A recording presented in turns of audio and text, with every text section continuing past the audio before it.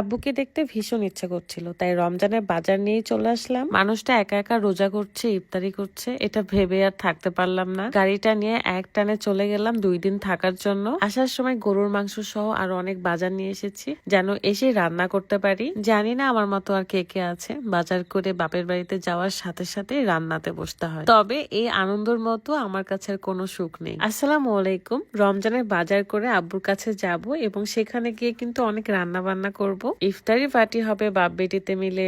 রাজশাহীর আমানা বিগ বাজার থেকে আমি সেটাই নিচ্ছিলাম যেটা গ্রামে পাওয়া যাবে না। তবে আব্বুর পছন্দের মরিয়ম খেজুরও নিয়েছি এবং বাসার বাচ্চাদের জন্য আরো 1 কেজি খেজুর নিয়েছি। এইটা আমার একটা অভ্যাস, রাতের সাথে কথা বলে আমি বাজার সদা করি। এই প্রথমবার রাতকে ছাড়া গাড়ি নিয়ে একা বাপের বাড়িতে যাচ্ছি, তাও আবার 2 দিনের জন্য। এই কারণে আমি আরো বেশি এক্সাইটেড ছিলাম। আমার কেন যেন সন্দেহ হচ্ছিল যে মশলাপাতিও থাকবে না, তাই মশলাপাতির তেল সবকিছু নিয়ে নিয়েছি। শুধু গিয়ে রান্না চড়িয়ে দিব এবং আব্বুকে দিয়ে ইফতারি আনাবো। তবে আব্বু কিছুদিন ধরে বলছিল বাসাতে নাকি তেলাপোকা এবং উই পোকার প্রলেপটা বেড়ে গেছে। তো চলেন আমরা গাড়ি নিয়ে বাড়িতে রওনা দেওয়ার আগে একটু দেখে নেই। এখন দেখাবো বাড়ির আনাচে কানাচে তেলাপোকা কিংবা উই পোকা কিভাবে দূর করবেন। উই পোকা দমনের এই কম্বোটা নিলে আপনি পেয়ে যাচ্ছেন তেলাপোকা দমনের একটা মেডিসিন। নর্মালি দেখা যায় রান্নাঘরে কিংবা স্টোর রুমে প্রচুর তেলাপোকা থাকে, এক নিমিষে আপনি কিন্তু সবকিছু শেষ করতে পারবেন। মিস্টার লেই ফেসবুক পেজ থেকে আপনারা এই তেলাপোকা কিংবা উই পোকা দমনের মেডিসিন পেয়ে যাচ্ছেন। পেজটা আমার ভিডিও ডেসক্রিপশনে দেওয়া আছে, অবশ্যই চেক করবেন। আমাদের বাড়িতে কিছু কিছু জায়গায় তেলাপোকা দেখা যাচ্ছিল, তাই এইটা আমি অর্ডার করেছিলাম। খুব সুন্দর করে স্প্রে করে দেওয়া যায়, বাট ট্রাই করবেন যে ছোট বেবিদেরকে না রাখতে বা বয়োজ্যেষ্ঠদের না রাখতে।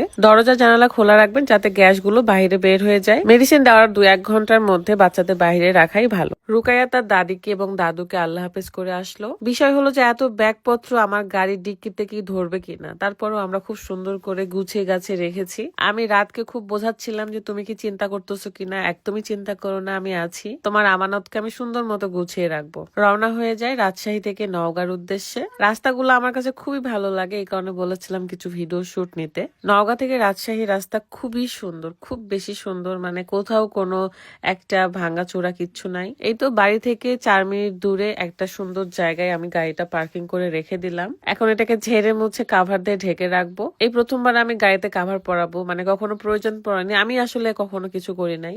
আব্বু আমার সাথে হেল্প করছিল, রাত আমাকে বুঝিয়ে দিয়েছিল কিভাবে লাগাতে হবে। যাই হোক না কেন, এতগুলো ব্যাগপত্র তো ধরে নেন আমরা নিয়ে যেতে পারতাম না হাতে হাতে, তাই একটা ছোট্ট ভ্যান ছিল সেটাতে করে নিয়ে যাচ্ছিলাম। গ্রামে ঢুকতে না ঢুকতে একটা প্রশান্তির বাতাস পাই, চারিদিকে শুধু সবুজ আর সবুজ, মাঝখান দিয়ে মাটির রাস্তা, কত সুন্দর তাই না?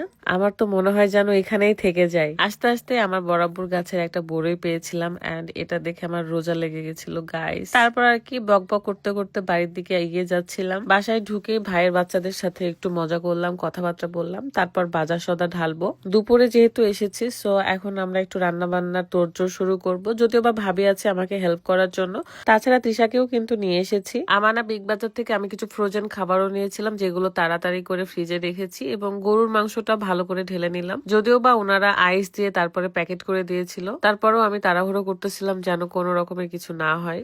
2 কেজি নিয়েছিলাম এবং 2 কেজি পুরোটা রান্না করব না, কারণ একটু রেখে দেবো, পরবর্তীতে আব্বুকে রান্না করে দিয়ে চলে যাব।